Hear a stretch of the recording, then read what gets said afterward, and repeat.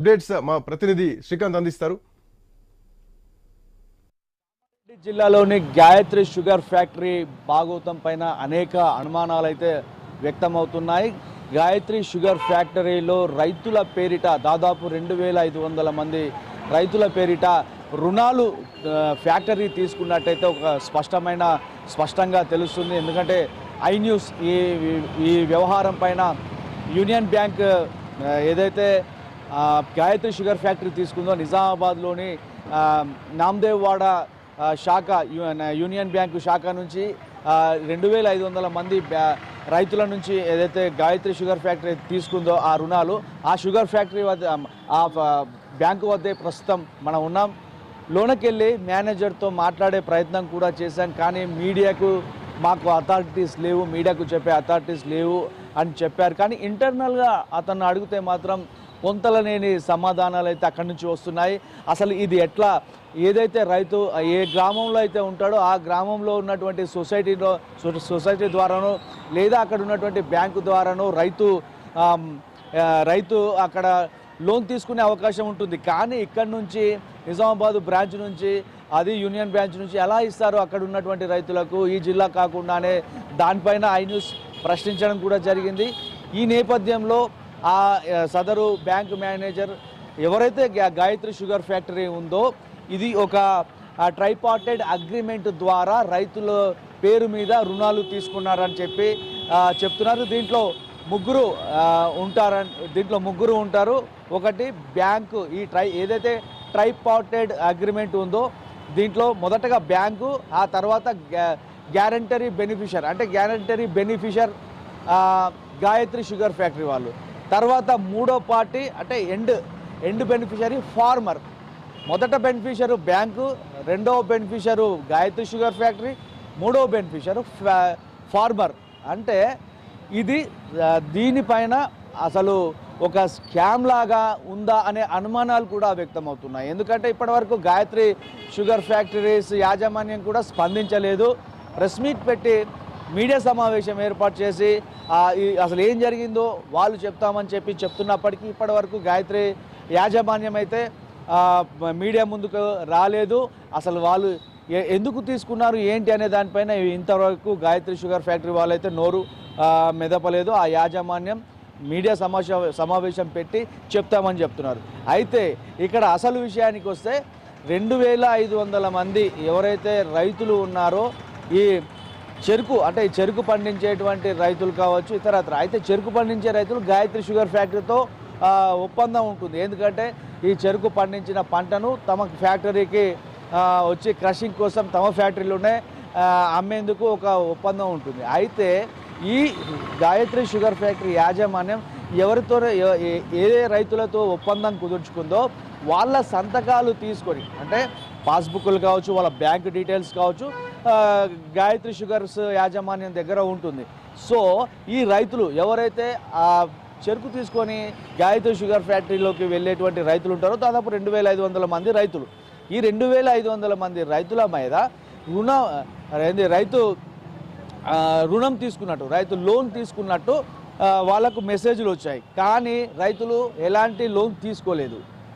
తీసుకున్నట్టు మాత్రం మొదటి విడత ఏదైతే రాష్ట్ర ప్రభుత్వం సీఎం రేవంత్ రెడ్డి హయాంలో 6 గ్యారెంటీలో ఒకటైనటువంటి రైతు రుణమాఫీ మొదటి దఫా చేశారో, ఈ చేయడం ద్వారా 1,00,000 రూపు ఎవరైతే రుణాలు తీసుకున్నారో వాళ్ళందరికీ మా రుణం మాఫీ అయినట్టు మెసేజ్లు వచ్చాయి, కామన్ మెసేజ్లు వచ్చాయి.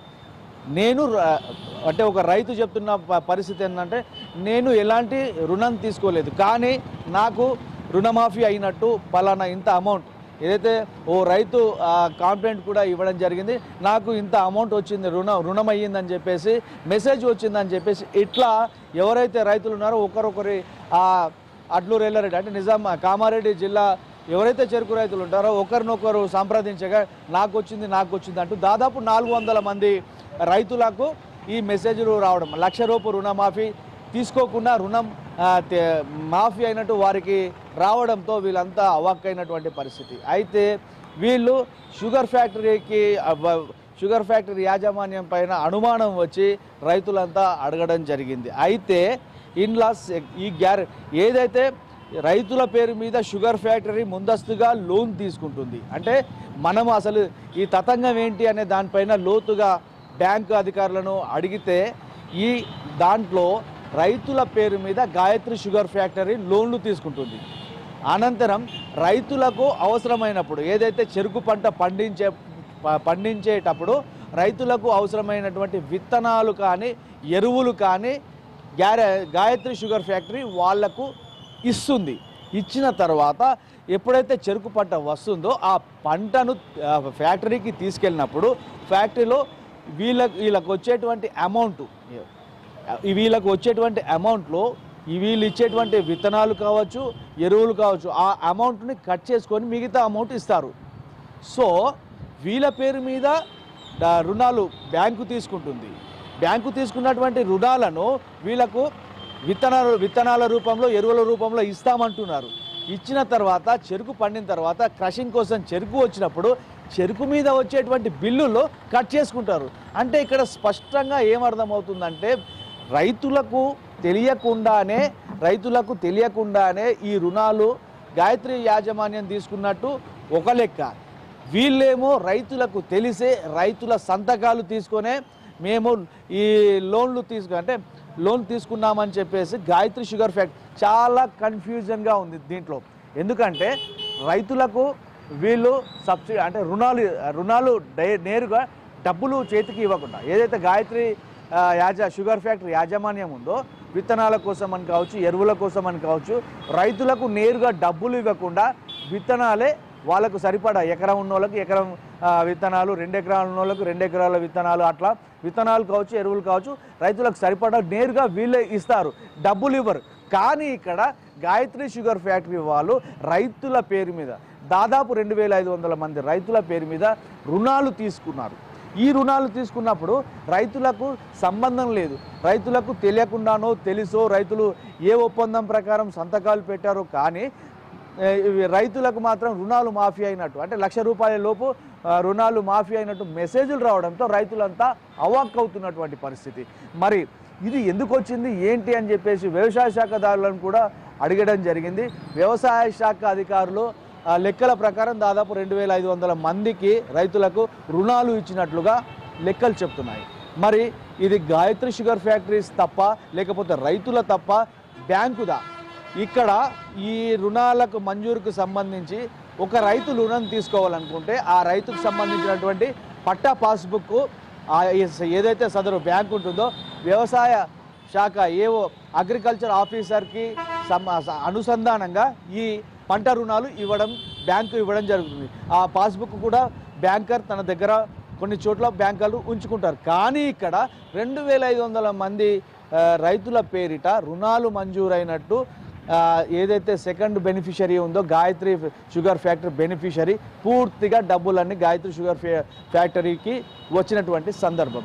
మరి దీంట్లో ఎవరు బెనిఫిషియర్ పూర్తిగా అంటే రైతులకు మాత్రం ఏం ప్రయోజనం లేని పరిస్థితి. రైతులకు కేవలం విత్తనాలు అలాగే ఎరువులు ఇస్తారు. దానిపైన రైతులు చెరుకు తీసుకొచ్చినప్పుడు ఆ చెరుకు బిల్లులు ఎంత అయిందో దాంట్లో కట్ చేస్తారు. దాంట్లో కట్ చేసినప్పుడు రైతుకు ఎక్కడ రైతు ఎట్లా బెనిఫిషియర్ అవుతారు అనేది ఇక్కడ ప్రధానమైనటువంటి ఒక అనుమానం. సో ఇది ఇటు బ్యాంకు వారు కావచ్చు, అటు గాయత్రి షుగర్ ఫ్యాక్టరీ ఈ వీళ్ళిద్దరి మధ్య జరిగినటువంటి ఒప్పందము అసలు ఇది ఎంతవరకు నిజం, దీంట్లో జరిగినటువంటి అవకతవకలు ఏంటి ఇంకా తేలాల్సి ఉంది. దీనిపైన ఒక అధికారిని నియమించి అసలు ఏంటి ఈ ట్రైపార్టైడ్ అగ్రిమెంట్ అసలు ఏంటి, ఈ అగ్రిమెంట్ వెనుకున్నటువంటి నామ్స్ ఏంటి, రైతులకు వీరు ఏం చెప్పారు, ఏం చెప్పి సంతకాలు తీసుకున్నారు, second beneficiary first beneficiary banker ఎలా అవుతాడు, సెకండ్ బెనిఫిషరీ గాయత్రి షుగర్ యాజమాన్యం ఎట్లా అవుతుంది, థర్డ్ బెనిఫిషరీ రైతులు ఫార్మర్స్ ఎట్లా అవుతారు, ఇది ఒక గందరగోళమైనటువంటి పరిస్థితిగానే ఉందని చెప్పవచ్చు. బ్యాంకు అధికారులను దీనిపైన ఐన్యూస్ వివరణ కోరగా తమకు ఎలాంటి అధికారాలు లేవు, తమ మెయిన్ బ్రాంచ్ ఆఫీస్లోకి వెళ్ళాలా, అక్కడే వాళ్ళు దీనిపైన వివరణ ఇస్తారని చెప్పేసి ఇక్కడ ఉన్నటువంటి ఏదైతే ఈ శాఖ నాందేవాడ యూనియన్ బ్యాంకు శాఖ ఉందో ఇక్కడ నుంచి దాదాపు 2500 మంది రైతులకు ఇక్కడ నుంచి రుణాలు మంజూరైనట్టు తెలుస్తుంది. అంటే 3 లక్షల లోపు రుణాలకు అది రైతులకు ఈ శాఖల అంటే బ్రాంచ్ శాఖల నుంచి మంజూరు అవుతాయి, అంతకు పై ఉంటే మెయిన్ శాఖల నుంచి డబ్బులు మంజూరు అవుతాయని చెప్పేసి ఇటు బ్యాంక్ ఏదైతే యూనియన్ బ్యాంక్ శాఖ ఉందో ఆ మేనేజర్ని ఇంటర్నల్గా అడిగితే మాత్రం ఆయన తెలిపినటువంటి సమాచారం. మొత్తానికైతే ఈ దానిపైన రైతులైతే ఆందోళన వ్యక్తం చేస్తున్నారు. తమకు ఎలాంటి సంబంధం లేకుండా తమ పేరు మీద మేము రుణాలు తీసుకున్నట్టు తమకు డబ్బులు మీకు రుణాలు మాఫీ అయ్యాయని చెప్పేసి రావడం ఏంటనేది వాళ్ళైతే ఒక ఇంత ఆందోళన అయితే వ్యక్తం చేస్తున్నారు. దాదాపు 2005 నుంచి ఇలాంటి తతంగాలే జరుగుతున్నప్పటికీ దేవేందర్ రెడ్డి అనే ఓ రైతు మధ్యలో కేసు కూడా వేయడం జరిగింది. కానీ ఆ తర్వాత ఆ కేసు ఆయన విత్డ్రా అయినట్టు తెలుస్తుంది. మొత్తానికైతే దీనిపైన ఒక ఎంక్వైరీ అయితే చేయించాలి. రైతులు ఇవాళ కలెక్టరేట్ దగ్గరికి వెళ్దామని అనుకున్నప్పటికీ వ్యవసాయ పనుల్లో బిజీ ఉన్నారు. వర్షాలు కురుస్తున్నాం, ఇప్పటివరకు వర్షాలు లేవు, రెగ్యులర్గా వర్షాలు కురుస్తుండడంతో వాళ్ళంతా వ్యవసాయ పనుల్లో బిజీ ఉన్నారు. రైతులంతా ఏకమై ఒక ఐక్య కార్యాచరణగా కలెక్టరేట్ దగ్గరికి వెళ్ళి కలెక్టర్కి అయితే సంప్రదించనున్నారు, కలెక్టర్కు ఫిర్యాదు చేయనున్నారని అయితే రైతుల నుంచి మనకు అందున్నటువంటి సమాచారం. మొత్తానికైతే రేపు వాళ్ళు కలెక్టర్ దగ్గరికి వెళ్ళే అవకాశం ఉంటుంది. ఆ లోపు గాయత్రి షుగర్స్ కావచ్చు, ఇటు బ్యాంకర్స్ కావచ్చు, రైతులను ఏ విధంగా వీళ్ళు బురుడి కొట్టించారు, అసలు ఈ తతంగం ఏంటి అనే దానిపైన ఒక క్లారిటీ అయితే రావాల్సి ఉంది. కెమెరా పర్సన్ రవి నాయక్తో శ్రీకాంత్, ఐ న్యూస్, నిజామాబాద్ నుంచి. సో మొత్తానికి రైతులకు